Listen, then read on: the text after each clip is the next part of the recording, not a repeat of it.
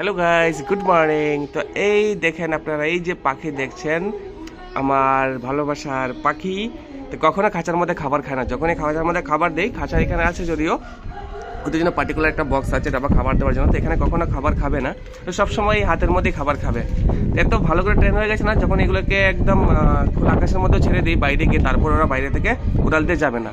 সবসময় হাতের মধ্যেই ঘুমাবার চেষ্টা করে, ওরা হাতের মধ্যেই খাবার খাওয়ার চেষ্টা করে। মানে সবসময় যেমন আমরা একে অপরের সাথে থাকি বন্ধুভাবে, তারাও এসে এরকম আমাদের সাথে বন্ধু হয়ে গেছে। তো এই যে দেখতে পাচ্ছেন, হাতের মধ্যে আসছে, খাবার খাচ্ছে। খাবার যদিও খেয়েছি কিছুক্ষণ আগে, এখন খাবার খাচ্ছে না। হয়তো আমি বলছি বলে, কথা বলছি বলে ওদের ডিস্টার্ব হচ্ছে, তার জন্য ওরা খাবারটা খাচ্ছে না।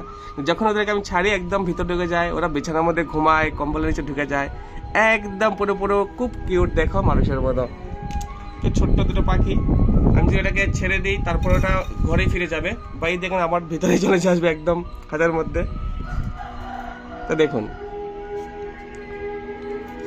আশা করি এদের খাবার হয়ে গেছে, আর খাবার খাবে না। তাই ওদের খাবার শেষ, এখন ওদেরকে ভিতরে রেখে দেবো ঘরের মধ্যেই, কারণ ওদের আর মুড নেই। সাদা পাখিটা কাটছে একটু একটু করে, হলোটা হয়তো পেট ভরে গেছে, আর খাবে না। এখন চাষের ব্যাপারে খেলা করে সারাদিন। যদি ওদেরকে আদর করি, সারাক্ষণ আদর নিতে থাকবে, খাবার আর খাওয়া বন্ধ করে দেবে।